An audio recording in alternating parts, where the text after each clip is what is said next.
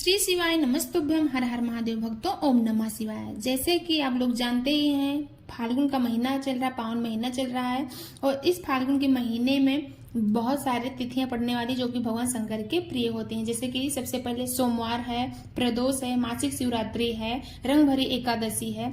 इन सब विशेष तिथियों पर जो उपाय कर लेते हो तो आपकी मनोकामना बहुत शीघ्र पूर्ण हो जाएगी। तो पंडित जी द्वारा बताया गया एकदम नया उपाय है जो कि हरियाणा में पंडित जी की कथा चल रही है। बिल्केश्वर महादेव शिव महापुराण की कथा हरियाणा में जो चल रही है उसमें पंडित जी ने बिल्कुल एक नए उपाय बताए हैं जो कि आपको प्रदोष काल के दिन करना है।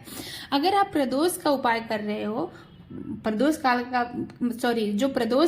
उपाय कर रहे हो, जो प्रदोष तिथि पर कर रहे हो, वो प्रदोष काल के समय करो तो ज्यादा सही है, पंडित जी ने बताया। अगर आप प्रदोष काल के समय टाइम नहीं मिलता तो फिर ये उपाय आप प्रदोष काल के दिन सुबह भी कर सकते हो। लेकिन अगर आप प्रदोष काल के दिन प्रदोष काल में शाम के समय ये उपाय करते हो तो आपकी मनोकामना बहुत शीघ्र पूर्ण हो ही जाएगी। तो पंडित जी ने बताया है कि अगर ये नया उपाय है, मान लो कोई आपका अटका हुआ कार्य है जो काफी दिनों से आप प्रयास कर रहे हो, पूरा नहीं हो रहा है, तो इस रंग भरे प्रदोष पर ये उपाय करके जरूर देखिएगा। इस रंग भरे प्रदोष पर ये प्रैक्टिकल करके देख लो, आपकी मनोकामना बहुत शीघ्र भोले भंडारी पूर्ण कर देते हैं। ये उपाय मात्र आपको 3 चीजों से करना, जो कि है एक बेलपत्र, लाल चंदन और एक सफेद फूल। इन 3 चीजों से आपको ये विशेषकर उपाय करके देखना है। तो उपाय जानने से पहले आप लोगों से छोटी सी विनती है, आप लोगों को वीडियो पसंद आएगा तो लाइक करना, शेयर करना, कमेंट में श्री शिवाय नमस्तुभ्यम हर हर महादेव जरूर लिखिएगा।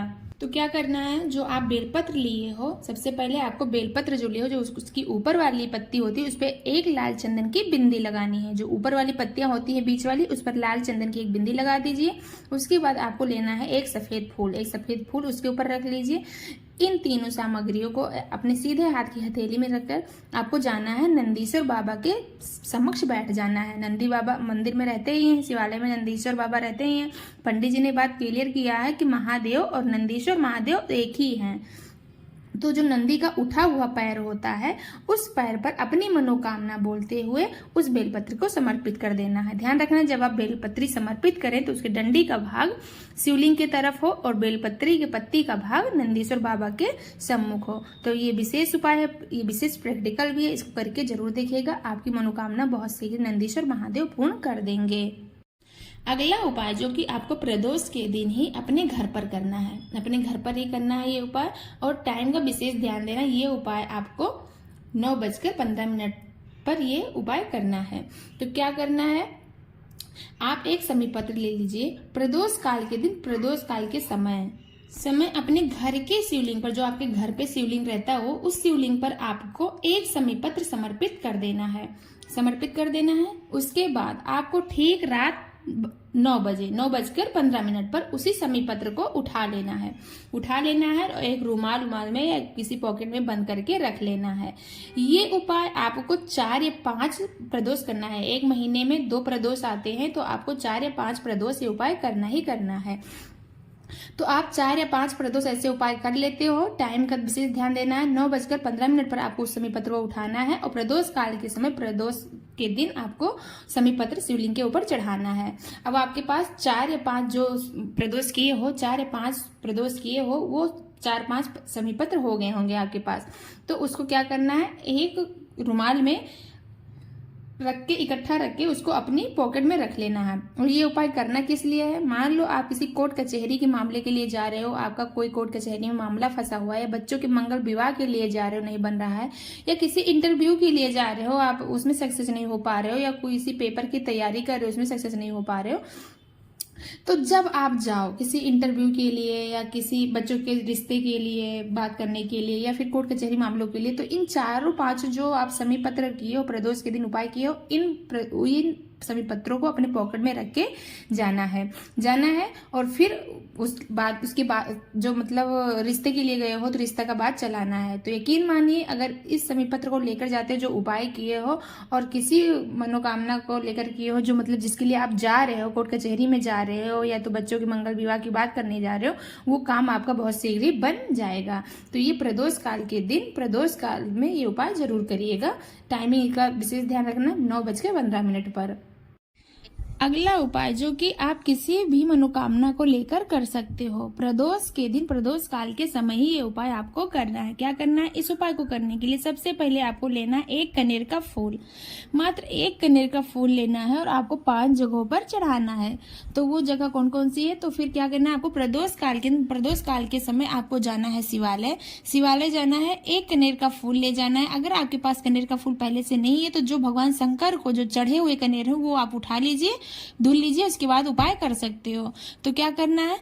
कनेर आप अपने हाथ में उठाए, आप जो भी मनोकामना को लेकर कर रहे हो उसको मनोकामना को अपने मन में बोल लेना है और कनेर का फूल हाथ में ले लेना है। सबसे पहले आपको कार्तिकेय जी के स्थान पर टच कराना है, सबसे पहले आपको गणेश जी के स्थान पर टच कराना है जो कि राइट साइड में होता है। दूसरा आपको कार्तिकेय जी के स्थान पर चढ़ाना है जो लेफ्ट साइड में होता है।